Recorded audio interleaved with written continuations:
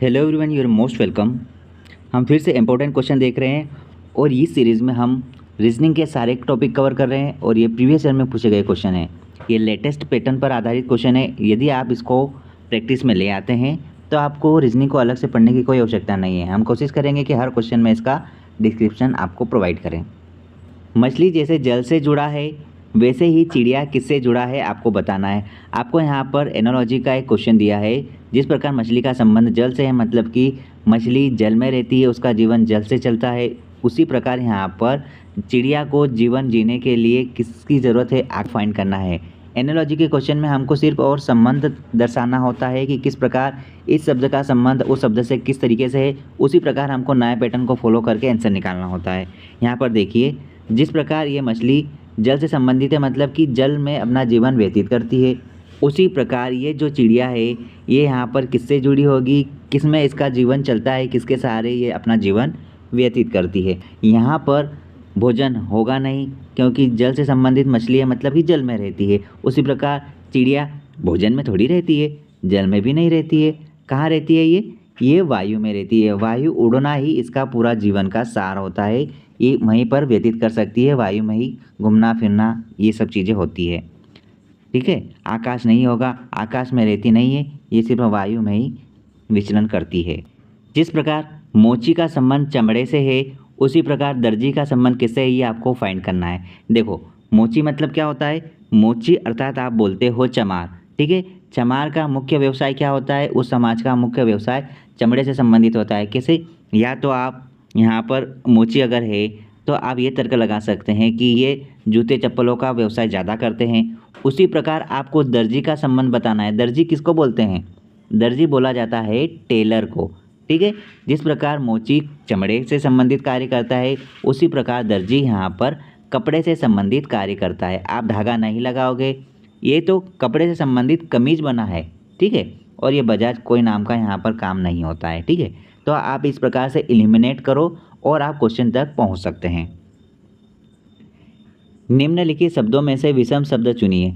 देखिए, विषम शब्द का अर्थ मतलब ये हुआ कि आपको 4 ऑब्जेक्टिव दिए हैं। 4 ऑब्जेक्टिव में से 3 ऑब्जेक्टिव लगभग सेम होंगे, उनमें कोई सेम यहाँ पर माइंडसेट आप लगाओ और देखो कि यहाँ पर क्या लॉजिक लग रहा है। पत्र, स्पीड पोस्ट, एसएमएस और मनी ऑर्डर। मतलब कि देखो, आपको इस प्रकार तर्क लगाना है कि तीनों एक जैसे होंगे, मतलब कि एक माध्यम होगा और इसमें एक अलग चीज़ होगी, वही आपका आंसर होगा। आप देखें, यहाँ पर ये पत्र है, ये ऑफलाइन मोड है। स्पीड पोस्ट ये भी ऑफलाइन मोड का एक प्रोसेस है। एसएमएस ये मोबाइल के माध्यम से होता है और मनी ऑर्डर ये भी ऑफलाइन मोड से आप प्रेषित करते हैं। ठीक है, तो आपको ये यहाँ पर पता चल रहा है कि एसएमएस जो है, ये एसएमएस एक डिजिटल वर्क है। आप इस प्रकार से इसको एलिमिनेट कर सकते हैं और आप अपने आंसर तक पहुँच सकते हैं। एसएमएस तीनों से अलग है और ये तीन एक ही प्रोसेस है, जो कि ऑफलाइन का एक तरीका है, प्रारूप है आपको संप्रेषण करने का। देखिए, क्वेश्चन को समझो। ब्लड रिलेशन का ये क्वेश्चन है। ये क्वेश्चन आप तभी सॉल्व कर पाओगे जब आप इसको प्रैक्टिकल तरीके से समझ सकते हो। इसका सबसे अच्छा तरीका ये है कि आप अपने रिश्तेदारों को याद करो और इस हिसाब से आप उसका आंसर तक पहुंचने की कोशिश कर सकते हैं। एक स्त्री की ओर इशारा करते हुए समून ने क्या कहा कि वह कौन स्त्री, वो मेरे पिताजी की पक्की बहन की बेटी है। ठीक है, आप इसको बनाना चालू करो। यहाँ पर जैसा जैसा बोला गया वैसा हम करते चलेंगे। क्या बोला है समून ने, ये जो स्त्री है, आप यहाँ पर स्त्री लिखो। ये जो स्त्री है आप माइनस लगाओ, क्योंकि फीमेल में हम माइनस लगाएंगे, मेल में हम प्लस लगाएंगे। ठीक, ये क्या बोल रहा है कि वह स्त्री मेरे पिता। अब आप बनाओ समून। हमने बनाया क्या, हमने बनाया ये समून, ये है मेल, हमने लिखा प्लस। इसने कहा कि वह मेरे पिता की पक्की बहन की बेटी है, तो समून के आप फादर बनाओगे, एरो फादर की तरफ, क्योंकि पिताजी की बात हो रही है, ये आपने पिताजी बनाया। पिताजी की पक्की बहन, आप पिताजी की पक्की बहन आप बना दो। ये भाई बहन है तो आप इस प्रकार से एरो बना सकते हैं। बहन मतलब कि आप पिताजी की बहन सिस्टर लिखो। ठीक है, आपने लगाया माइनस। अब आप ये बोल सकते हैं क्या कि पिताजी की बहन, यहाँ पर समून की क्या लगी, ये समून की बुआ लगी। ठीक है, आप यहाँ बता सकते हैं कि इस प्रकार इनको बुआ जी बोलेगा। किनको, जिनकी बात हो रही है उधर आप एरो लगाओगे। ये हुआ बुआ। अब क्या बोला है, पिता की पक्की बहन, मतलब पक्की बहन बने हैं हमने। ठीक है, आप यहाँ पर बहन की बेटी है, आप बहन की बेटी बनाओ, मतलब कि ये एरो बहन की बेटी मतलब कि नीचे की ओर आएगा। और यहाँ पर आप बता सकते हैं कि ये जो मेंबर है ये वही तो मेंबर है, ठीक है, ये स्त्री ही तो है, ठीक है। तो आप इस प्रकार से बोल सकते हैं कि ये जो महिला, कौन महिला, ये जो महिला साइमन से, समोन से किस प्रकार संबंधित है। आप देख लीजिए यहाँ पर किस प्रकार संबंधित हो रही है। यहाँ पर देखो किस प्रकार संबंधित हो रही है। यहाँ पर अगर ये महिला अगर बोले कि समोन कौन लगता है, तो ये बोल सके आराम से कि ये मामा जी का लड़का है। और समोन क्या बोलेगा कि ये लड़की क्या है, मेरे पापा की बहन, मतलब कि बुआ की लड़की है, मतलब कि मेरी फुफेरी बहन हुई है, ठीक है, ये इसकी फुफेरी बहन हुई है, फुफेरी बहन, ठीक है, फुफेरी बहन, फुफेरी बहन। Option number B is correct answer. इस प्रकार से आप इसको सोल्व कर सकते हैं। सी माता है ए और बी की, यदि डी पति है बी का, तो सी कौन है डी की, ये आपको बताना है। यहाँ पर ABCD के माध्यम से आपको रिश्ता बताने की चेष्टा करना है। अब आप बनाओगे यहाँ पर मैप। आप देखो सी माता है ए और बी की, आप पहले सी लिखो। सी किनकी माता है, सी माता है ए और बी की। आप लिखो यहाँ पर ए और यहाँ पर लिखो बी, मतलब कि ये एक दूसरे से क्या हो सकते हैं, ये भाई बहन हो सकते हैं ना। आप यहाँ पर इस प्रकार लगाओ। अब मेरे को नहीं मालूम कि ये भाई बहन है, तो इसमें से भाई कौन और बहन कौन, ठीक है। मेरे को ये पता है कि ये जो सी है ये माता है ए और बी की, तो हम क्या इस प्रकार बना सकते हैं, क्योंकि ये माता हुई, ठीक है। ये तो फीमेल है तो आप माइनस लिख सकते हैं ना। और आप यहाँ पर लिख दो क्या, मदर, इस प्रकार से मदर लिखो, ठीक है। अब क्या बोला है कि यदि डी पति है बी का, डी कौन है, पति बी का, तो आप डी बनाओ। आपने डी बनाया, ये डी कौन है, बी का पति, मतलब कि पति है कौन, ये, तो एरो इधर लगा और ये प्लस है। अब हमें पता चल गया कि ये महिला हो गई, ठीक है। अभी तक एक अभी हमें पता नहीं हो सकता है वो भी महिला हो, ठीक। यहाँ तक तो हम पहुँच गए। फिर क्या बोला, सी कौन है डी का, तो सी कौन है डी का, देखिए यहाँ पर डी जो है ये डी बी का हस्बैंड हुआ, ठीक है। अब इनकी जो वाइफ है ये वाइफ हो गई डी की, ये वाइफ की कौन है, ये माता जी हुई ना, ये तो माँ हुई, माँ। तो अपनी वाइफ की माँ क्या लगेगी, वो लगेगी इस भाई साहब की सास, ठीक है, सास है ये, सास, इस प्रकार से। तो आप यहाँ ऑप्शन नंबर सी को सही कर सकते हैं। इस प्रकार से ब्लड रिलेशन को सोल्व कर सकते हैं। इस क्वेश्चन को तो आप बना ही लोगे। विषाणु का संबंध चेचक से है, तो आप बताइए जीवाणु का संबंध किससे होगा। देखिए यहाँ पर जिस प्रकार विषाणु चेचक से संबंधित है, उसी प्रकार यहाँ पर जीवाणु मलेरिया से संबंधित है, मतलब कि जीवाणुओं से यहाँ पर मलेरिया रोग होता है, ठीक है। जिस प्रकार यहाँ पर विषाणुओं से चेचक रोग होता है, उसी प्रकार जीवाणु से मलेरिया रोग होता है, ठीक है। आपको इस प्रकार के कुछ क्वेश्चन, मतलब कि जनरल नॉलेज की चीज़ें भी ध्यान होना चाहिए, क्योंकि एनोलॉजी जो टॉपिक है उसमें जनरल नॉलेज के फैक्ट ज़्यादा पूछेंगे। या तो आपको देश की राजधानी पूछ लेंगे, करेंसी पूछ लेंगे, यहाँ पर राष्ट्रीय पक्षी, राष्ट्रीय पशु, इस प्रकार के क्वेश्चन यहाँ पर इस टॉपिक में बनते हैं, तो आपको थोड़ा सा ध्यान होना चाहिए। यदि 15 सितंबर सन 2000 को शुक्रवार है, तो 15 सितंबर सन 2001 को कौन सा दिन होगा, ये आपको फाइंड करना है। देखो मैं इसमें सबसे अच्छा लॉजिक बताना चाहूँगा। यदि आपने इस चैप्टर को नहीं भी पढ़ा है तो भी आप इस टाइप के क्वेश्चन को बहुत अच्छे तरीके से कवर अप कर सकते हैं। देखिए क्या बोला है, यहाँ पर बोला है आपको 15 सितंबर सन 2000, ठीक है। 15 सितंबर सन 2000 को यहाँ पर बोल दिया कि फ्राइडे है, ठीक है, फ्राइडे बोला है। अब आपको बोला है कि आप बता दीजिए कि 15 सितंबर सन 2001 को कौन सा दिन होगा, ये आपको बताना है। अब आप यहाँ पर देखिए, जब यहाँ पर नॉर्मल ईयर रहता है, नॉर्मल ईयर, तो अगले साल आने की उसी डेट तक सिर्फ एक दिन बढ़ जाता है, ठीक है। और अगर नॉर्मल ईयर की जगह यहाँ पर लीप ईयर होता है, तो आप ध्यान दें, जब एक साल बढ़ता है मतलब अगला साल आता है, लीप ईयर आता है, अगर वो जैसे लीप ईयर मैं बताऊंगा लीप ईयर भी कैसे पहचानेंगे। जैसे नॉर्मल ईयर किसको बोलेंगे, 365 दिन को, और लीप ईयर किसको बोलेंगे, 366 दिन को। क्यों बोलेंगे, क्योंकि यहाँ पर 28 फरवरी रहती है और यहाँ पर 366 दिन में क्या होता है, 29 फरवरी हो जाती है, ठीक है। तो ये यहाँ पर एक दिन बढ़ता है, जिसके कारण यहाँ लीप ईयर इसको कहा जाता है, ठीक है।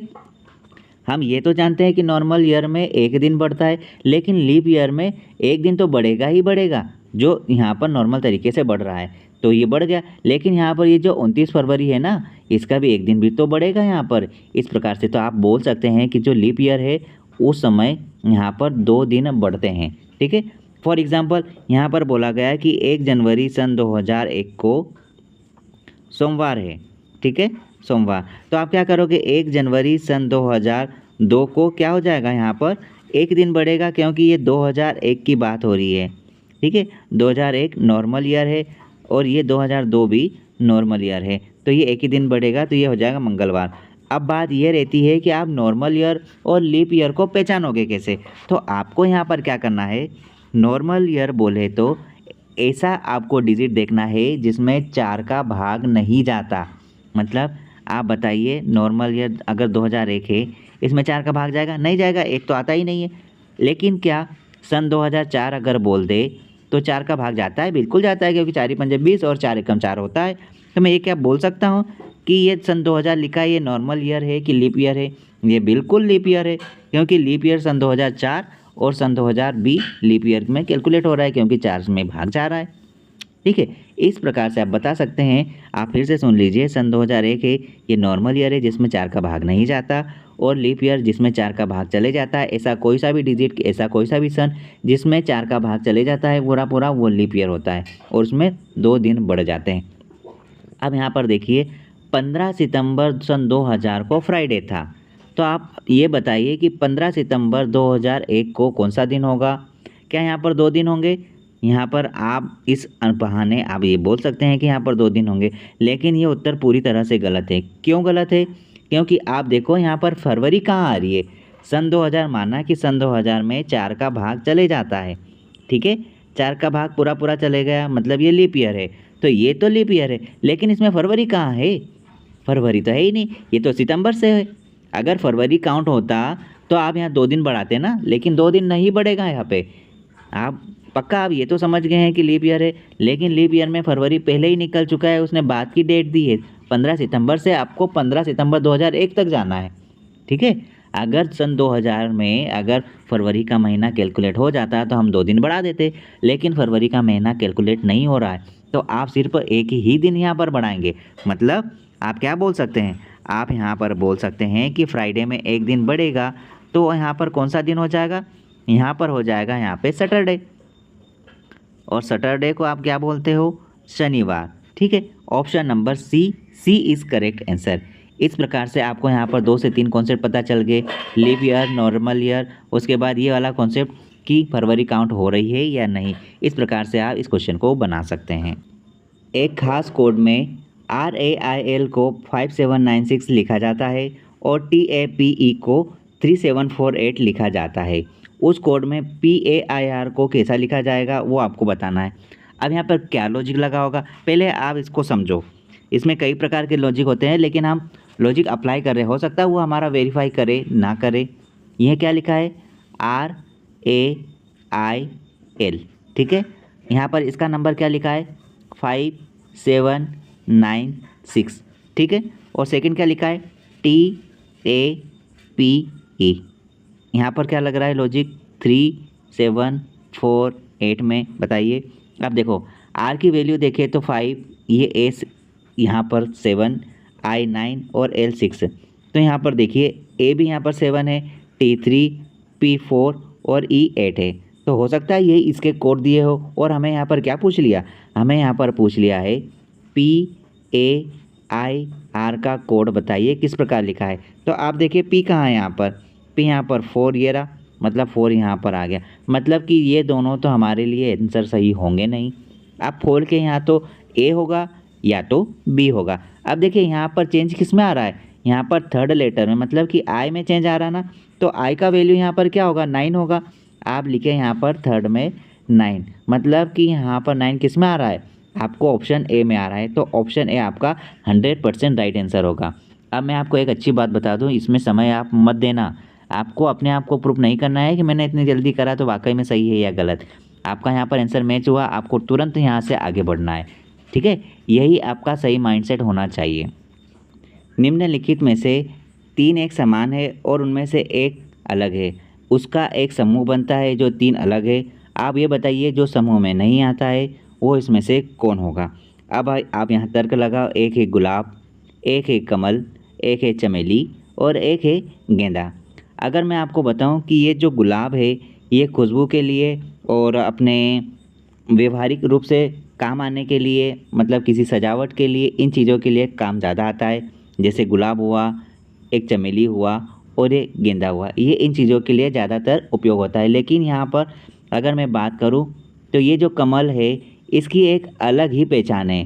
पहली बात तो ये कि ये जो तीन है ए, सी और डी, ये तीनों यहाँ पर ज़मीन पे लगते हैं, लेकिन कमल एकमात्र ऐसा पौधा है जो जलीय पौधा है, मतलब जल में लगता है। ठीक है। दूसरी बात यह है कि इसकी छवि कुछ अलग है, इसका स्पेशल धार्मिक तरह से इसको माना गया है, भगवानों पर चढ़ता है, मतलब कि इसमें एक स्पेशल आस्था जुड़ी है इस पुष्पक से। ठीक है, तो आप इसको इस प्रकार से भिन्न मान सकते हैं और यही इसका उत्तर है, जिसमें ये तीन गुलाब, चमेली और गेंदा ये तीनों एक समूह में है, जिसमें कमल अलग है। इसकी एक अपनी एक विशिष्ट पहचान है। ऑप्शन बी हमारा सही उत्तर होगा। निम्नलिखित में से विषम शब्द चुनिए, मतलब कि यहाँ पर तीन सेम है और एक अलग है, उसको आपको सिलेक्ट करना है। यहाँ पर जैसा बोला गया है आप यहाँ पर तीनों को समझो, कौन से तीन सेम होंगे। यहाँ पर दिया है खाड़ी, द्वीप, प्रायद्वीप और अंतरीप। देखो, खाड़ी उसे कहा जाता है जो कि ज़मीन में धसी हुई होती, इस प्रकार से ये समतल ज़मीन है और इस प्रकार से गड्ढा होता है, खाई को खाड़ी कहा जाता है। ठीक है। द्वीप कैसा होता है, द्वीप यहाँ पर इस प्रकार होता है, कैसे, जो एक एरिया है, ठीक है, ये भूमि है और भूमि के चारों तरफ यहाँ पर इस प्रकार से पानी होगा, उसे आप द्वीप कहेंगे। ठीक है, मतलब जिस प्रकार लक्षद्वीप है ना, पूरे समुद्र में, सागर में एक छोटा सा सरफेस है, भूमि है और चारों ओर पानी है, वो द्वीप कहलाता है। प्रायद्वीप किसे कहते हैं, प्रायद्वीप देखिए जैसे एक यहाँ पर ये भूमि है और इसके तीनों छोरों तरफ पानी ही पानी है, पानी ही पानी है और एक छोर मतलब कि भूमि से सटा हुआ है। ठीक है, इस प्रकार से आप इस प्रकार से बोल सकते हैं कि ये भूमि है और इसके तीनों तरफ पानी है और एक ही हिस्सा यहाँ पर भूमि से सटा है, बाकी यहाँ पर तीनों तरफ जल ही जल है। ये है प्रायद्वीप। और अंतरीप किसे कहते हैं, जैसे कि ये कोई समुद्र है, ये जो समुद्र है इसमें क्या है कि ये समुद्र से गहरी आकृति में इस प्रकार से त्रिभुजाकार बना हुआ रहता है। क्या बना हुआ रहता है, चट्टान टाइप बना रहता है। ठीक है, और इसे क्या कहते हैं, अंतरीप। मतलब कि ये क्या है, यहाँ पर अंतरीप अलग है क्योंकि समुद्र में इस प्रकार बना हुआ रहता है। ठीक है, चट्टान की भांति। ऑप्शन नंबर डी हमारा सही उत्तर है। एनालॉजी का फिर एक नया क्वेश्चन देखिए, छत्ता, मधुमक्खी, ऊंचा नीड़ किससे संबंध होगा ये बताना है। यहाँ पर लॉजिक क्या लग रहा है, जिस प्रकार छत्ते का संबंध मधुमक्खी से है उसी प्रकार ऊंचा नीड़ इसका संबंध किस प्रकार के पक्षी से है, ये आपको बताना है। देखो, ये जो लिखा है छत्ता, छत्ता किसके लिए होता है, मधुमक्खी के लिए होता है। ठीक है, मतलब कि मधुमक्खी छत्ते में रहती है। उसी प्रकार ऊंचा नीड़ किसके लिए होता है, वो आपको सर्च करना है, कौन सा पक्षी ऊंचा नीड़ में रहता है। देखो, तोता तो ऊंचाई जगह पर ऊंचा नीड़ में नहीं रहेगा। कबूतर या तो पिंजरे में या तो एक घोंसले में रहता है। और यहाँ पर चिड़िया का तो घोंसला होता है पेड़ों पर या फिर कहीं भी ऐसी स्थान पर जहाँ सेफ रहता है। लेकिन जो गरुड़ है, गरुड़ मतलब कि गरुड़, अब आपने गरुड़ देखा है या नहीं, आप पहले सर्च करना कि गरुड़ किसको बोला गया है। ठीक है, अब ये गरुड़ सबसे ऊपर आकाश में उड़ने वाला पक्षी होता है और जो ऊंचाई के जो स्थान होते हैं वहाँ पर ये अपना स्थान बनाते हैं रहने का, उसे ही ऊंचा नीड़ कहा जाता है। मतलब कि ऊंचा नीड़ का संबंध होता है गरुड़ से, अर्थात गरुड़ ऊंचा नीड़ पर रहते हैं। Option number C is correct answer. यदि किसी माह की 10वीं तिथि रविवार के 3 दिन पहले पड़ती हो तो दूसरी तिथि किस दिन होगा, ये आपको बताना है। देखो, ये एक तार्किक क्वेश्चन है और ये कैलेंडर से संबंधित सबसे इजी क्वेश्चन है। आपको यहाँ पर तर्क लगाना है और तर्क के अनुसार आंसर देना है। अब यहाँ पर क्या बोला गया है कि किसी भी माह की 10वीं तिथि, मतलब कि आप लिखो 10th, है ना, 10 तारीख कब होगी, ये रविवार के 3 दिन पहले, माना कि ये है रविवार। ठीक है, ये आपने रविवार बनाया, ये रविवार से एक दिन पहले जो भी आएगा वो यहाँ पर क्या रहेगा, पहला दिन। ठीक है, रविवार से दूसरे दिन पहले यहाँ पर ये आएगा दूसरा दिन, ठीक है। फिर रविवार से ये तीसरा दिन, यहाँ पर ये तीसरा दिन है, मतलब कि 10 तारीख तीसरा दिन होगा। मतलब रविवार से पहले क्या आएगा यहाँ पर आएगा शनिवार, ठीक है, शनिवार। उसके बाद क्या आएगा यहाँ पे शुक्रवार, और फिर यहाँ पर क्या आएगा गुरुवार, ठीक है। मतलब कि आप ये बोल सकते हैं क्या बोलोगे आप यहाँ पर बोल सकते हैं कि जो 10th है ये डेट यहाँ पर गुरुवार को होगी, गुरुवार को। मतलब शुक्रवार को क्या होगी 11 तारीख, और यहाँ पर 12 तारीख, ठीक है, और यहाँ पर रविवार को 13 तारीख, ठीक है। इतना हमें यहाँ तक क्लियर हो गया। अब क्या बोला है, तो दूसरी तिथि किस दिन पड़ेगी, ठीक है। मतलब कि दूसरी तिथि मतलब कि सेकेंड, है ना, ये कौन से दिन पड़ेगी ये आपको बताना है। अब देखो गुरुवार को 10 तारीख है, आप गुरुवार से एक दिन पीछे जाएंगे। आप यहाँ पर इसको मिटाओ, आपने इसको हटाया, आपको आना है यहाँ पर सेकेंड में, है ना। सेकेंड डेट कौन सी है ये आपको बताना है। आप आओगे 9 तारीख को क्या आएगा, रिटर्न आएगा तो बुधवार, ठीक है। 8 तारीख को क्या आएगा, यहाँ मंगलवार आएगा, ठीक है। 7 तारीख को क्या आएगा, 7 तारीख को यहाँ पर आएगा सोमवार, ठीक। 6 तारीख को रविवार, ठीक है। 5 तारीख को क्या आएगा, 5 तारीख को आएगा शनिवार, ठीक है। 4 तारीख को क्या आएगा, 4 तारीख को आएगा शुक्रवार। 3 तारीख को क्या आएगा गुरुवार, और 2 तारीख को क्या आएगा बुधवार। तो आप बता सकते हैं क्या कि 2 तारीख को कौन सा दिन आएगा, 2 तारीख को आएगा बुधवार।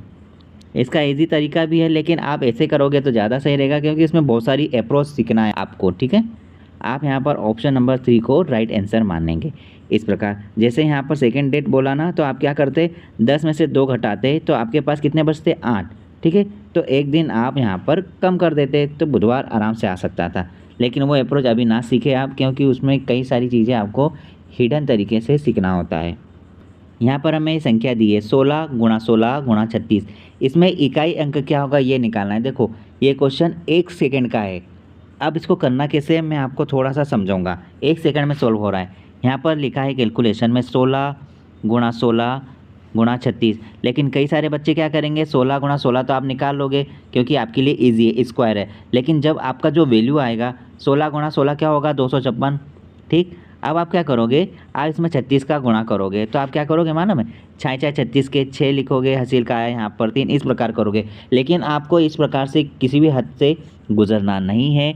आपको मैं एक छोटा सा अप्रोच बता रहा हूँ। आप बस इकाई का अंक देखो, यहाँ पर क्या इतना हो रहा है, यहाँ पर 6 × 36 हो रहा ना, तो ठीक है। आपने इकाई अंक लेना है ना, आप यहाँ पर ले रहे हैं 6 को, आपने वापस 6 को उठाया, ठीक है। फिर यहाँ पे डायरेक्ट आपको 36 से गुणा करना है, तो आप यहाँ 36 से गुणा करोगे तो आपको वापस 36 से गुणा नहीं करना है, आपको डायरेक्ट इकाई के अंक का ही मल्टीप्लाई करना है। 6 × 36 फिर आ रहा, मतलब 6 में 6 का कितनी बार भी गुणा करोगे इकाई के अंक में क्या आएगा 1 ही आएगा। इस प्रकार आपका उत्तर क्या होगा, option number A is correct answer. क्या आप इसको ऐसा कर सकते थे 16 × 16 × 36। क्या करते आप 6 से इकाई अंक का बोला ना, तो इकाई से इकाई का मल्टीप्लाई कर लो 6 × 36, वापस 36 का आप 6 उठा लो, आप फिर वापस 6 × 36 करोगे तो वापस 6 ही आ रहा है आंसर, ठीक है। इस प्रकार से आप निकाल सकते हैं। क्या इसे भी ऐसे ही करना है, हाँ बिल्कुल उसको भी ऐसे ही करना है। देखो यहाँ पर हमें लिखना है 471, यह हम यहाँ पर रफ कॉपी में लिख रहे हैं, लेकिन एग्ज़ाम में आपको बिल्कुल भी नहीं लिखना है। 471 × 167 × 342। अब आप ध्यान से देखो, यहाँ पर आपको क्या करना है, आपको इकाई अंक बोला ना, इकाई अंक कितना है, तो इकाई अंक यहाँ पर कितना है 1 है। आपको 471 से कोई लेना देना नहीं है, हमें सिर्फ और सिर्फ इकाई अंक देखना है। मतलब कि यूनिट प्लेस इकाई अंक हमें देखना है। यहाँ पर 1 है ना, ठीक है, 1 को आप साइड में रखो। प्लस लगाए ना तो आप प्लस ही लगाएंगे। आप देखो इकाई अंक क्या है 7 और यहाँ पर 2। आप 7 और 2 का मल्टीप्लाई करेंगे तो क्या आएगा, आप यहाँ पर ध्यान रखेंगे कि मल्टीप्लाई करेंगे तो मेरे पास 14 आता है। लेकिन मैं 14 क्यों लिखूँगा, मेरे को सिर्फ यूनिट प्लेस इकाई अंक से मतलब है। मैंने यहाँ पर 4 लिखा, बस मेरे पास जो भी वैल्यू बनती है उन दोनों को जोड़ा और मेरे पास आंसर 5 आया। यही आपका यूनिट प्लेस यूनिट डिजिट इकाई अंक है। एक पेड़ पर कुछ तोते बैठे हैं और पेड़ के नीचे बकरियां चल रही है।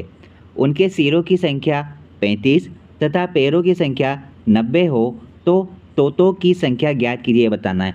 देखो यहाँ पर कई सारी मेथड होती है। मैंने इस क्वेश्चन को रेशियो टॉपिक में भी बड़े अच्छे तरीके से समझाया था और मिक्सचर एलिगेशन क्वेश्चन को भी इस टाइप के क्वेश्चन में भी कवर किया था। ठीक है, इस पैटर्न को मैंने कई तरह से अलग अलग मेथड से समझाने की कोशिश की है। अगर आपने मैथ्स की सीरीज़ नहीं देखी तो आप उस सीरीज़ को ज़रूर देखें, क्योंकि उसमें हर टाइप को कवर किया है। यदि आपको मैथ्स नहीं ज़्यादा आती है तो आप उस सीरीज़ को अगर देख लोगे तो आपको लगभग 60% मैथ्स बनने लगेगा। देखो, इसको 10 सेकंड में बनाने का तरीका मैं बता रहा हूँ। वो हालांकि और अदर मेथड जो है वो थोड़ी लॉन्ग अप्रोच वाली है, लेकिन ये बहुत ही शॉर्ट तरीके से हम समझेंगे।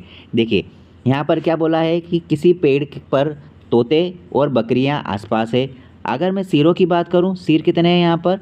सिर यहाँ पर है 35 और पैर कितने हैं यहाँ पर? पैर यहाँ पर है 90। यदि मैं बात करूँ कि ये 90 पैर सारे 4 पैर वाले जानवर है। ठीक है, ये है कितने? 90, 4 पैर वाले, ठीक है, जानवर। ठीक है, इसका मैं अगर बात करूँ तो 90 है ना, 90 को मैं क्या करूँगा? आधा करूँगा। मैंने इसको आधा करा, मतलब 4 पैर में से 2 पैर में काट रहा हूँ हर किसी के, तो यहाँ पर कितना हो रहा है? यहाँ पर मैंने इसको आधा कर दिया तो कितना हो गया? ये हो गया 45। ठीक है, 45 हो गया ना। अब मैं क्या करूँगा? उसमें से सिर हटा दूँगा। मैंने यहाँ पर सिर को हटा दिए तो मेरे पास क्या आंसर आ गया? मेरे पास आंसर आ गया यहाँ पर कितना? मेरे पास आ गया यहाँ पर 10। मतलब ये जो 10 आंसर आए 4 पैर वाले जानवर है। ठीक है, इसका मतलब क्या हुआ? जब हमारे पास सिर कितने हैं? हमारे पास सिर 35 है, तो मैंने 10 यहाँ पर जो संख्या निकाली है वो 4 पैर वाले जानवर निकाले। कौन से? 4 पैर के। ठीक है, ये निकाले हैं, ये है 10। मतलब कि टोटल 35 सिर थे, तो 10 तो मैंने 4 पैर वाले जानवर निकाले। ठीक है, तो मैं 2 पैर वाले जानवर कैसे निकालूंगा? ये जानवर आप भी बता सकते हैं। अगर 35 सिर है टोटल, तो आप सिरों में से 4 पैर वाले जानवरों की संख्या मैंने 10 निकाल दी, 10 घटा दो तो 2 पैर वाले कितने बच गए? आपके पास 25 बन गए। यही आपका उत्तर है। यहाँ पर क्या बोला? तोतों की संख्या, तो तोते यहाँ पर कितने हैं? तोते यहाँ पर 25 है। मतलब आपका उत्तर क्या आएगा? Option number B is correct answer. यदि किसी संख्या के 75% में 75 जोड़कर वही संख्या प्राप्त हो जाए तो वो संख्या ज्ञात कीजिए। अब ये कैसा क्वेश्चन है कि कोई संख्या ली, उसका 75% में 75 जोड़ेंगे तो वो संख्या कैसे प्राप्त हो जाएगी? चलो हम इसको करके देखते हैं। यहाँ पर हो क्या रहा है? यहाँ पर हम मानेंगे कि वो संख्या हमें नहीं माना। मैं वो मानता हूँ कि वो संख्या यहाँ पर ए है। मैंने ए जो संख्या मैंने माना है, मैं यहाँ लिख देता हूँ। सपोज डेट वो संख्या क्या है? वो संख्या ए है। ठीक है, अब आप इसको सोल्व करो। माना कि वो संख्या ए है, तो ए जो संख्या है इस संख्या का 75%, आप इस संख्या का 75% इस प्रकार लिख लो। आपने लिखा यहाँ पर। ठीक है, इस 75% में 75 जोड़ो। आपने 75 जोड़ा तो आपको वही संख्या प्राप्त हो जाए। मतलब कौन सी? यही संख्या प्राप्त होना चाहिए। बस आप इसको सोल्व करो। आप इसको कितनी बार काटोगे? इसको आप 3 बार काटो और इसको आप 4 बार काटो। मतलब आप ये लिख सकते हैं ए 3/4। ठीक है, और ये कितना आ गया? 75। ठीक, और इक्वल में क्या चल रहा है यहाँ पे? ए। बस इसको आप सरल करो। आप इसको सरल करेंगे तो यहाँ पर क्या आएगा? देखिए, आप यहाँ पर 3a और प्लस इसका एलसीएम लेंगे तो ऊपर चले जाएगा, 4 इसका गुणा होगा तो कितना हो जाएगा? 75 और 75 150, 150 का डबल 300 हो जाएगा। ठीक है, ये आपने 300 कर दिया। लेकिन आपको ये बात भी समझ में आ रही होगी कि इधर एलसीएम हुआ तो बट्टे में 4 हुआ। अब 4 इधर ट्रांसफ़र होगा तो गुणा में हो जाएगा, तो यहाँ पर कितना हो जाएगा?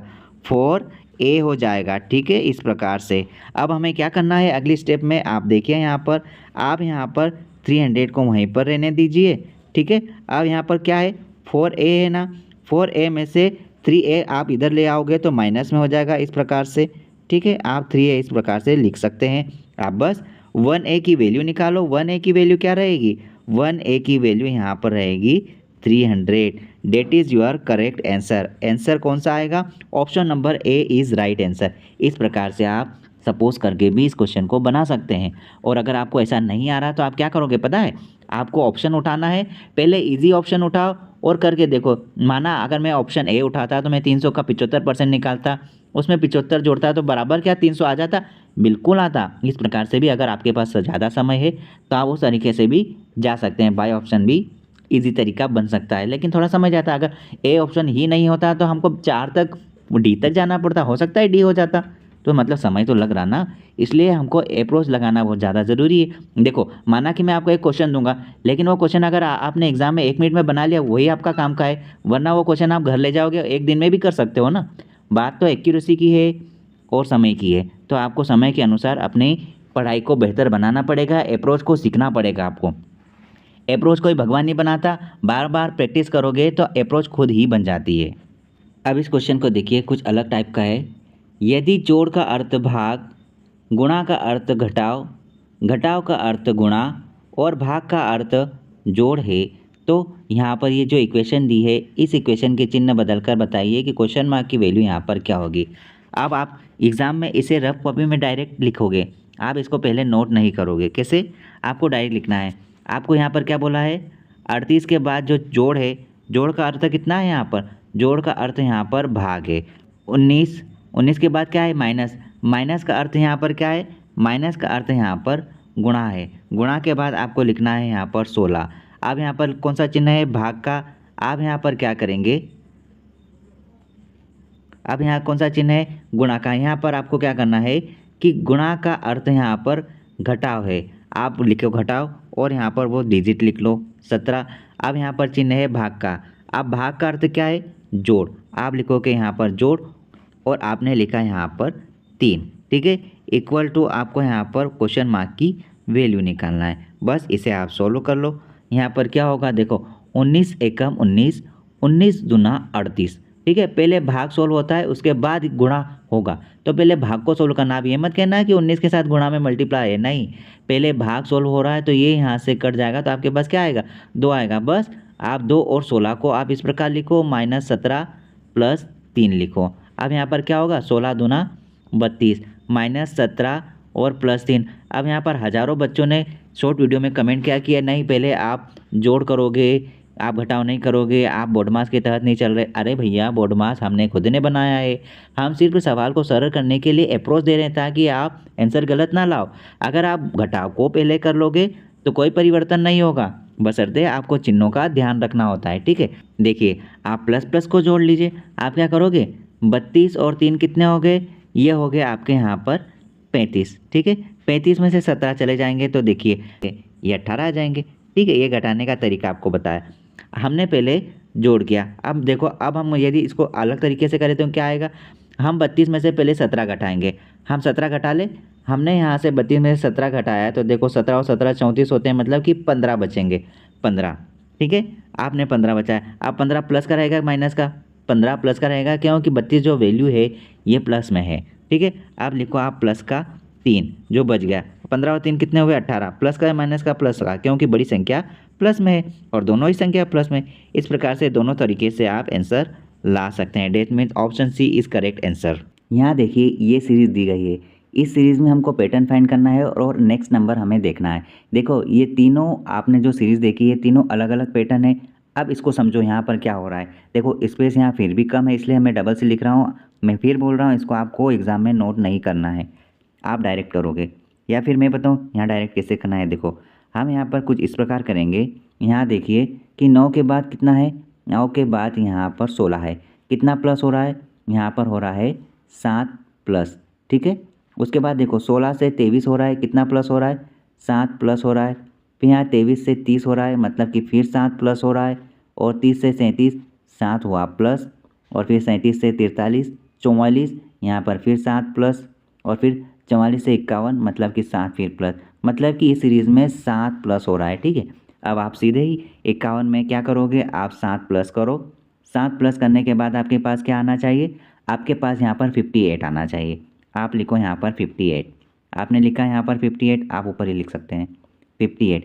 58 में वापस आप 7 प्लस करोगे तो आपके पास क्या होगा, 65। ठीक है, मतलब कि आपका उत्तर आएगा यहाँ पर 58 एंड 65, क्योंकि 5 यहाँ और 2 यहाँ, मतलब 7 आपने ऐड किया, 58 और 65। Option number D is correct answer. ये पैटर्न है 7 प्लस करने का। ठीक है, ये पैटर्न है यहाँ पर, ये एक ईजी टाइप था।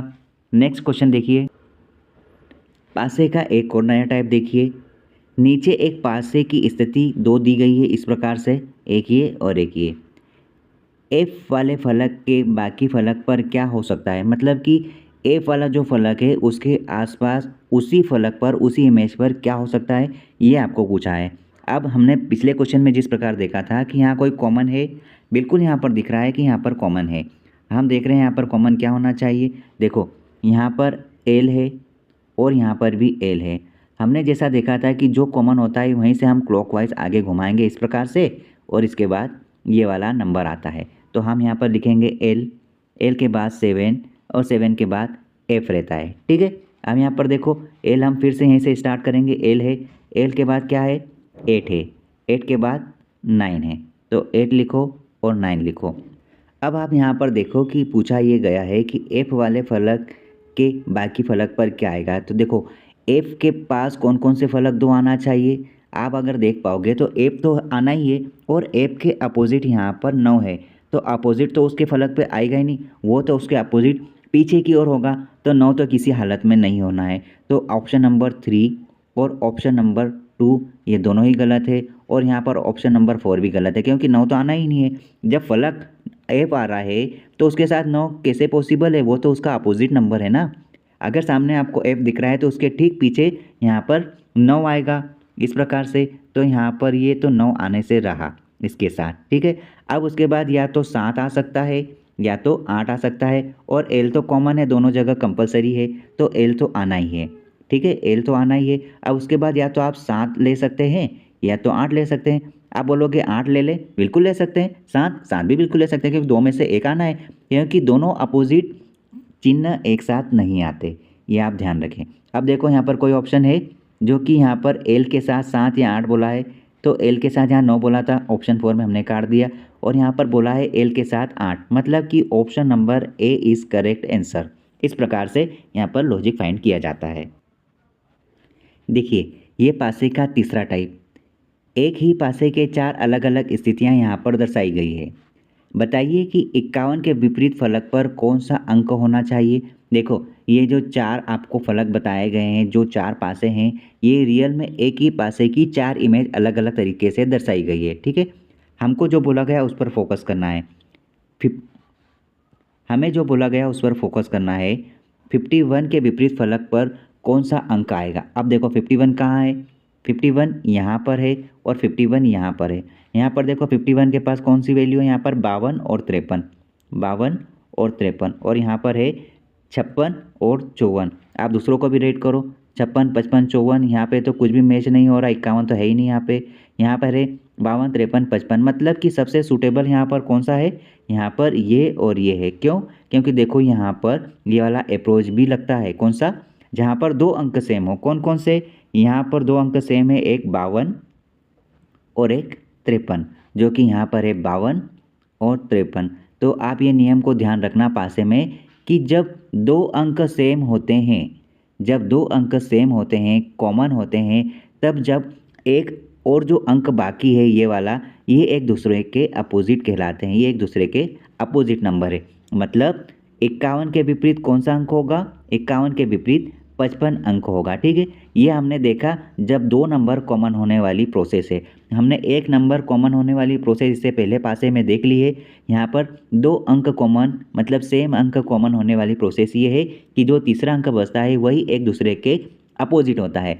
अब ऐसी कंडीशन में आप ये बिल्कुल नहीं बता सकते कि 52 के पीछे क्या होगा और 53 के पीछे क्या होगा।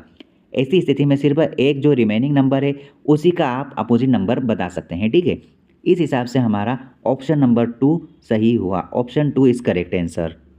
यदि सभी चमगादड़ पक्षी है और सभी पक्षी जानवर है तो निम्नलिखित में से कौन सा सही है, ये आपको बताना है। अब देखिए ये सिलोजिज्म का इस टाइप का क्वेश्चन है, और ये आपको सर्कल के हिसाब से बनाना पड़ेगा। देखिए कैसा बोला गया है यहाँ पे, यदि सभी चमगादड़ पक्षी है, मतलब कि सभी चमगादड़, यहाँ पर ऑल चमगादड़ आप बर्ड बनाओ। आपने यहाँ पर सभी चमगादड़ को, चमगादड़ का सी लिखो, ये सभी चमगादड़ क्या है, ये पक्षी है। तो ये सभी चमगादड़ पक्षी है, तो आप पक्षी का इस प्रकार से पी बना दो, मतलब कि सभी चमगादड़ है ना, पक्षी है तो पक्षी के अंदर लिखा। ठीक है, अब क्या बोला कि और सभी ये जो पक्षी है ये जानवर है, मतलब सभी पक्षी जानवर है, तो सभी पक्षी आप इस प्रकार से जानवर के अंदर लिखो, क्योंकि सभी पक्षी जानवर है, तो आप इस प्रकार से लिख सकते हैं। ठीक है, क्या बोला है, निम्नलिखित में से कौन सा सही है। अब हम मैच करेंगे। सभी जानवर चमगादड़ है, सभी जानवर चमगादड़ है, मतलब कि बाहर से अंदर की ओर बोल रहा है कि जो सभी जानवर है, जानवर जे लिखा है, ये सभी जानवर चमगादड़ है, मतलब कि ये सारे चमगादड़ जानवर के अंदर जा सकते नहीं, बाहर से अंदर बिल्कुल भी नहीं जाएंगे, मतलब कि ये पूरी तरह से गलत है। ठीक है, मतलब पहला वाला ये ऑप्शन गलत है। ठीक है, क्योंकि कुछ बोल सकता है, कुछ चमगादड़ यहाँ पर या तो जानवर है या तो कुछ जानवर चमगादड़ हो सकते हैं। ठीक है, या तो मैं इसको इस हिसाब से समझाऊँ कि 1 किलो की जो बरनी है उसमें क्या 5 किलो की चीज़ आ सकती है? नहीं आएगी ना। 5 किलो के कुछ अंश ही 1 किलो की बरनी में जा सकते हैं, आपको इस प्रकार से समझना पड़ेगा। ठीक, अब सेकेंड वाला पॉइंट बोल रहा है कि सभी चमगादड़ जानवर है। देखो, सभी चमगादड़ जानवर है मतलब कि अंदर से बाहर जा रहा है, तो ये क्या सही है? बिल्कुल सही है। क्यों? देखो, यदि 1 किलो की बरनी की कोई वस्तु वो 5 किलो के डब्बे में जा सकती है, अब 5 किलो का डब्बा जानवर वाला पोर्शन हुआ, क्योंकि ये आकार बड़ा है, तो मतलब 1 किलो की चीज़ 5 किलो के डब्बे में जा सकती है, बिल्कुल जा सकती है। मतलब कि अंदर से बाहर वाली चीज़ बिल्कुल बाहर की तरफ वैलिड होती है। ठीक, ये दो कॉन्सेप्ट आपने इसी क्वेश्चन में समझ लिए हैं। तीसरा पॉइंट है, सभी पक्षी चमगादड़ है। क्या सभी पक्षी चमगादड़ है? देखो, अंदर वाली जो चीज़ है वो बाहर की ओर जा रही है, मतलब कि सभी यहाँ पर क्या बोला है? सभी यहाँ बोला गया है कि सभी पक्षी चमगादड़ है, तो सभी पक्षी मतलब अंदर वाली चीज़ बाहर जा रही है, तो सभी पक्षी चमगादड़ है, बिल्कुल सही है। क्योंकि अंदर वाली चीज़ बाहर जा रही है, सेम वही वाली चीज़ हुई ना, कुछ हो कि पूरा हो। छोटी वाली चीज़ अगर बड़े डब्बे में जाएगी तो कुछ भी आ सकती है और सभी भी आ सकती है। ठीक है, यहाँ पर सभी चमगादड़ जानवर है, ये भी बिल्कुल सही है, और अगर कुछ चमगादड़ जानवर है, ये भी सही है। जैसे मैंने अभी बताया, बस वही यहाँ पर अप्लाई होगा। तो यहाँ पर क्या बोला है, निम्न में से कौन सा सही है? तो यहाँ पर ऑप्शन नंबर बी और ऑप्शन नंबर सी दोनों ही सही है। ठीक है, इस प्रकार से आप इसको सोल्व कर सकते हैं। आपने इस क्वेश्चन में 3 अप्रोच सीख ली। आने वाले सारे वीडियोस में आप लगभग समझो कि इस टॉपिक से जितने भी पॉइंट्स बनते हैं वो सारे आप कवर कर लोगे। ये क्वेश्चन भी बस इसी प्रकार से आप देखिए, चिन्हों को किस प्रकार परिवर्तित किया है और इस इक्वेशन को आप सोल्व कर लीजिए। देखो, आप डायरेक्ट इसको सोल्व करो। यहाँ पर लिखा है 20, 20 के बाद यहाँ पर चिन्ह है प्लस का। अब प्लस का चिन्ह यहाँ पर क्या बोल रहा है? प्लस का अर्थ है भाग, आप लगाओ यहाँ पर भाग। आपने लगाया भाग, भाग के बाद कौन सी संख्या है वो आप लिख लो 4। अब देखिए 4 के बाद यहाँ पर गुणा का चिन्ह है, गुणा का चिन्ह यहाँ पर क्या बोल रहा है? गुणा का अर्थ यहाँ पर माइनस है, आप क्या लगाओगे? माइनस लगा दो। उसके बाद यहाँ पर जो संख्या है वो संख्या लिख लीजिए 6। अब 6 के बाद यहाँ पर है माइनस, माइनस का अर्थ क्या है? यहाँ पर देखिए, माइनस का अर्थ यहाँ पर जोड़ है, आप लिखो यहाँ पर जोड़, और जोड़ के बाद जो चिन्ह है, चिन्ह के बाद आप यहाँ पर लिखिए 5। ठीक है, 5 के बाद आप यहाँ पर भाग का देखिए, भाग का यहाँ पर है, भाग का अर्थ यहाँ पर गुणा है, आप लगाओ यहाँ पर गुणा और बस आप वो संख्या लिख दीजिए। इक्वल में क्या आ रहा है? इक्वल में यहाँ पर क्वेश्चन मार्क की वैल्यू आपको फाइंड करना है। ठीक है, अब इसको आप सोल्व करिए। यहाँ पर अगर आपने यहाँ पर सोल्व करा तो 4 की टेबल से कितनी बार जाएगा? 4 पंजे 20, 5 माइनस 6 फिर प्लस, अब गुणा होगा तो 5 सत्ते 35 होगा। अब क्या करोगे आप प्लस को जोड़ लो, वो ज़्यादा इजी लग रहा है। 40, ठीक है, 40 में माइनस का 6 जाएगा तो कितने बचेंगे? आपके पास 34 बचेंगे, मतलब कि क्वेश्चन मार्क की वैल्यू क्या है? क्वेश्चन मार्क की वैल्यू आपके पास 34 सही है। Option number C is correct answer. Ravi Shyam का भाई है, श्याम सीमा का भाई है, सीमा काजल की बहन है, तो रवि काजल का क्या है ये आपको बताना है। चलो हम रिलेशन फाइंड करते हैं। यदि यहाँ पर हम देखें कि ये जो रवि है, आप बनाइए रवि, रवि श्याम का भाई है। किसका भाई है? रवि, रवि श्याम का भाई है, मतलब कि रवि भी पुरुष, श्याम भी पुरुष। ठीक है, ये ब्रदर है और ये भी ब्रदर है। ठीक है, फिर क्या बोला है कि ये जो श्याम है ये सीमा का भाई है, मतलब कि ये जो श्याम है ये सीमा का भाई है। आप लिखो यहाँ पर सीमा, जो कि फीमेल है, और ये सिस्टर हुई ना। ठीक है, और ये तो ब्रदर भाई है, तो आप बोल सकते हैं ना ये भाई बहन है, सब के सब भाई बहन है। ठीक है, एक दूसरे से। अब यहाँ आगे क्या बोला है कि ये सीमा है ना काजल की बहन है। सीमा जो है ये काजल की बहन है, मतलब कि काजल भी सिस्टर है और सीमा भी सिस्टर है। ठीक है, तो रवि काजल से किस प्रकार संबंधित है? तो भैया ये हम क्या बता नहीं सकते? कैसी बात, बच्चों वाले क्वेश्चन पूछे गए हैं। यहाँ पर ये रवि काजल का भी सगा भाई हुआ ना। बस कितना इजी क्वेश्चन है। कभी कभी एग्ज़ाम में इतने इजी क्वेश्चन आते हैं कि हम हड़बड़ी में पूरी तरह से गलत बना देते हैं, लेकिन हमको थोड़ा सा समझना है कि यहाँ पर क्या क्या बोला गया है। हम कर लेंगे मुझे आता है, बस उसी में वो नंबर गवा देते हैं। आप यकीन मानिए, यदि आपने हमारे यूट्यूब चैनल से पढ़ाई कर ली है, यदि आपने रीजनिंग को अच्छे तरीके से पढ़ लिया, तो आप किसी भी एग्ज़ाम में रीजनिंग को कमज़ोर साबित नहीं होने दोगे, ठीक है। आप टारगेट 91 यूट्यूब चैनल से जुड़े और बस अपने एग्ज़ाम को क्रैक करें, crack the exam. Rahul Shyam से 10 साल बड़ा है, श्याम गोपाल से 5 साल बड़ा है। यदि गोपाल की उम्र 15 साल है तो राहुल की उम्र क्या है, ये आपको बताना है। देखिए यहाँ पर क्या बोला, ये जो राहुल है श्याम से 10 साल बड़ा है, मतलब कि जो श्याम है इस श्याम से 10 साल बड़ा, मतलब कि 10 साल प्लस अगर देखें तो कौन है, यहाँ पर राहुल है। राहुल मतलब कि ऊपर आएगा, ठीक। इस प्रकार से आप लिख सकते हैं। फिर क्या बोला कि ये जो श्याम है ये गोपाल से 5 साल बड़ा है, मतलब कि इसके नीचे कौन आएगा, इसके नीचे गोपाल आएगा, जो कि यहाँ पर श्याम से 5 साल छोटा है, ठीक है। मतलब ये बोल सकते हैं कि गोपाल से 5 साल बड़ा श्याम है और श्याम से 5 साल छोटा गोपाल है, वाइस वर्सा वाला स्टेटमेंट। यदि गोपाल की उम्र 15 साल है, यदि मैं मानूँ कि ये जो गोपाल भैया है इस गोपाल की उम्र 15 साल है, 15 ईयर ओल्ड है, तो क्या पूछा है, राहुल की उम्र बता सकते हैं। बिल्कुल मैं बता सकता हूँ, अगर ये 15 साल है ना, तो यहाँ पर श्याम इससे 5 साल बड़ा है, मतलब कि ये गोपाल श्याम से 5 साल छोटा है। अगर मैं यहाँ पर राहुल की एज निकालूंगा तो श्याम की पहले एज निकालना पड़ेगी। श्याम से गोपाल 5 साल छोटा है, तो अगर मैं इसमें 5 साल जोड़ूंगा तो मैंने यदि यहाँ पर 5 साल ऐड किए तो क्या मेरे पास श्याम की एज पता चल जाएगी, कितनी, 20 वर्ष, ठीक है। श्याम की एज यहाँ पर 20 वर्ष है।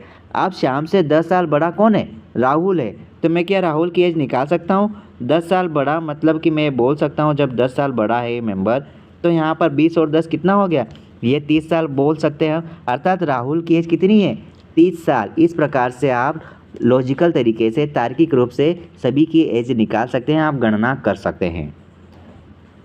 एक व्यक्ति उत्तर की ओर चलता है, फिर दाईं ओर मुड़ता है, फिर बाईं ओर मुड़ता है और फिर दाईं ओर मुड़ता है।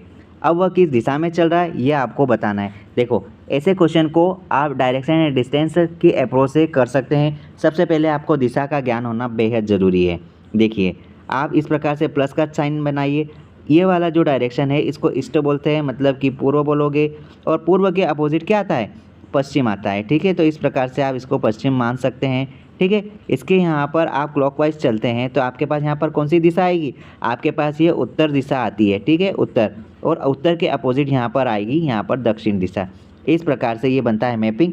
अगर मैं इसके बीच वाले पॉइंट की बात करूँ तो देखो ये किन दिशाओं के बीच में पॉइंट आ रहा है, ये आ रहा है पूर्व और दक्षिण, मतलब कि आप इस वाली दिशा को क्या बोलेंगे, दक्षिण पूर्व। इसके बीच का जो पॉइंट है किसके बीच आ रहा है, उत्तर और पूर्व, तो बीच वाली जो दिशा रहेगी उसको उत्तर पूर्व बोलेंगे। यहाँ पर अगर बीच वाले पॉइंट की बात करें तो पश्चिम और उत्तर के बीच में है, तो आप इसको पश्चिमोत्तर या उत्तर पश्चिम बोल सकते हैं, ठीक है। और रही इस पॉइंट की बात, तो यहाँ पर ये देखो ये पॉइंट आ रहा है दक्षिण और पश्चिम में, तो इसको आप क्या बोल सकते हैं, दक्षिण पश्चिम बोल सकते हैं। इस प्रकार से आप चारों दिशाओं की मेन जानकारी और बीच वाले जो पॉइंट है इनकी भी जानकारी आप आराम से रख सकते हैं। इस मैप को आप ध्यान में रखें और डायरेक्शन एंड डिस्टेंस के जितने भी क्वेश्चन हैं आप उसको आसानी से बना सकते हैं। आप देखो जिस प्रकार से व्यक्ति चल रहा है उस अनुसार हम व्यक्ति को चलाएंगे। यहाँ पर देखिए एक व्यक्ति बनाया, मैंने ये व्यक्ति बना लिया, ठीक है। किसी भी दिशा में चलाओ, लेकिन इसने दिशा बता दी इस क्वेश्चन में, इसलिए आपको प्रॉपर तरीके से दिशा के अनुसार चलना पड़ेगा। ये मैंने व्यक्ति बनाया, ओ नाम का कोई व्यक्ति है, ये चला उत्तर की ओर। अब कितना चला ये इस क्वेश्चन में नहीं है, लेकिन जिस क्वेश्चन में दिया जाए जैसे कि 5 किलोमीटर 10 किलोमीटर, तो एक नॉर्मल रेशियो बनाना, 5 किलोमीटर का डिस्टेंस लाइन थोड़ी छोटी, 10 किलोमीटर की लाइन थोड़ी बड़ी, 2 किलोमीटर की लाइन 5 किलोमीटर से भी छोटी। इस प्रकार से आपको लाइनें मैप करना पड़ेगी। यहाँ पर डिस्टेंस का कोई भी वास्ता नहीं है, तो आप नॉर्मली खींच सकते हैं। यहाँ पर देखिए आपने इसको चलाया उत्तर की ओर, मतलब उत्तर ऊपर है ना, ऊपर की ओर चलाया, ठीक है। फिर यहाँ से अपना दाईं ओर, अगर मैं ऊपर चलूँगा ऊपर की ओर तो मेरा दाईं ओर इधर आएगा ना। दायां मतलब क्या होता है, दायां मतलब कि राइट होता है, और बायां मतलब क्या होता है, लेफ्ट होता है, ठीक है। इसको सीधा बोलते हैं, इसको उल्टा, हमारे भाषा में हम इसको सीधा हाथ उल्टा हाथ बोल सकते हैं। अब यहाँ पर क्या बोल रहा है, दाईं ओर मुड़ना है, मतलब कि दाईं ओर मुड़ा, ठीक है, और फिर बाईं ओर मुड़ता है वापस। अगर मैं ऐसे चलूँगा तो मेरा बायां किधर आएगा, मेरा बायां यहाँ पर किधर आना चाहिए ये आप बताइए। मेरा बायां यहाँ पर ऊपर की ओर आएगा। ऐसे चला, ठीक है, वो बाईं ओर मुड़ा, उसके बाद क्या बोला, फिर दाईं ओर मुड़ा, मतलब कि फिर वापस मेरा सीधे हाथ तरफ मेरे को इधर मुड़ना है। अब ये क्या पूछ रहा है कि वह किस दिशा में जा रहा है, बताइए भैया ये किस दिशा में जा रहा है, ये जा रहा है यहाँ पर पूर्व की ओर। मतलब आप बोल सकते हैं कि आपका ऑप्शन नंबर सी सही होगा। इस प्रकार से आप डायरेक्शन एंड डिस्टेंस के क्वेश्चन को बना सकते हैं। आगे आने वाले टॉपिक्स जो रहेंगे उनमें अलग अलग टाइप के क्वेश्चन फ्रेम होंगे, बस आपको बने रहना है और रीजनिंग की प्रैक्टिस आपको अच्छे तरीके से करना है। मैं आपको कुछ क्वेश्चन भी दूंगा ताकि आपकी प्रैक्टिस बने रहे। और यदि आपको ये सीरीज़ अच्छी लग रही है, पसंद आ रही है, तो आप प्लीज़ इसको दोस्तों के साथ ज़रूर शेयर करें। और कमेंट सेक्शन में आप थोड़ा सा स्वीप करोगे तो एक हाइप का नया पॉइंट जनरेट हुआ है, ताकि उन बच्चों तक ये पहुंच सके जहां वीडियो मतलब नहीं पहुंच रहा है, या फिर उन बच्चों को ज़रूरत है और वो मतलब कि फ़ीस पे नहीं कर सकते, अपने घर से पढ़ाई कर सकते, वहाँ तक ये पहुँचेगा। अगर आप इसको हाइप दोगे, मतलब कि कुछ पॉइंट क्रेडिट करवाओगे, तो ये ज़रूर आपका सपोर्ट के माध्यम से वहाँ तक भी पहुँच जाएगा। यदि आपको ये स्पेलिंग को इस प्रकार लिखा गया हो और उसी भाषा में इस स्पेलिंग को हम किस प्रकार लिखेंगे वो आपको यहाँ पर बताना है। आपको क्या है, आपको यहाँ पर तर्क लगाना है और उस तर्क के आधार पर आपको यहाँ अप्लाई करना है। और देखो आपका यहाँ पर कोई आंसर मैच कर रहा है, पहले हम इसको यहाँ पर नोट करेंगे और उसके बाद देखेंगे कि इसके अनुसार ये किस प्रकार जनरेट हुआ है, उसी के माध्यम से हम इसका आंसर निकाल देंगे। देखिए हम नोट करते हैं, पहले ये स्पेलिंग लिखेंगे FRIDGE, ठीक है। अब हम इसके जस्ट नीचे यहाँ पर इसका भाई लिखेंगे। यहाँ पर क्या आ रहा है, यहाँ पर GTLHLK ये लिखा। अब आपको यहाँ पर देखना है कि यहाँ पर अगर आपको अल्फ़ाबेटिक के नंबर ध्यान है तो आप बढ़िया तरीके से बना सकते हैं, और नहीं तो आप इस क्वेश्चन को नॉर्मल बना सकते हैं, लेकिन आपको अल्फ़ाबेटिक नंबर ध्यान होना चाहिए। अब देखो F से G बना है, कितना नंबर इंक्रीज़ हुआ है, 1 हुआ है। R से T बना है, मतलब कितना नंबर इंक्रीज़ हुआ है, S और T मतलब कि 2 नंबर इंक्रीज़ हुआ है। I से L बना, मतलब कितना नंबर इंक्रीज़ हुआ, 3, मतलब J K और L मतलब 3। और यहाँ पर देखिए, यहाँ पर अब मुझे समझ में आ गया कि ये 4 नंबर इंक्रीज़ हो रहा है, ये 5 नंबर इंक्रीज़ हो रहा है, ठीक है, और ये लास्ट वाला कितना हो रहा है, ये आपका 6 नंबर इंक्रीज़ हो रहा है। मतलब कि यहाँ तो गिनती चल रही है। इसका अर्थ ये हुआ कि हमको ये जो क्वेश्चन दिया गया है, कौन सा, KETTE, आप यहाँ पर लिखेंगे। आपको यहाँ पर इसी गिनती के अनुसार इसका आंसर लाना है। मैं क्या करूँगा, आप +1 करोगे तो क्या आएगा, KL आएगा ना, J के बाद K, यहाँ पर देखो K के बाद क्या आएगा, L आएगा नंबर, मतलब कि एक ही तो इंक्रीज़ हो रहा है। तो आप क्यों दिमाग लगा रहे हो, आपका उत्तर आ गया। आपको पूरा सॉल्व करके विद्वान थोड़ी बनना है। आपके पास समय है तो आप घर कर सकते हैं, लेकिन आपको एग्ज़ाम में ऐसा ज्ञान नहीं लगाना है कि मैं अपने आप को प्रूव करूं। अगर आपने अपने आप को प्रूव कर लिया तो एग्ज़ाम वाले आपको घर से मतलब कि एग्ज़ाम से बाहर पहुंचा देंगे, है ना। इस बात को आपको हमेशा ध्यान रखना है, ठीक है। इसी के साथ हम सारे क्वेश्चंस को यहाँ पर समाप्त कर रहे हैं। और अगर आपको ये सीरीज़ बेहतर लग रही है तो आप ज़रूर इस चैनल के माध्यम से जुड़कर अपनी तैयारी को बेहतर बना सकते हैं, ठीक है। All the best. आप पढ़ते रहिए, इस चैनल के साथ जुड़े रहिए और अपने दोस्तों को ज़रूर शेयर करें।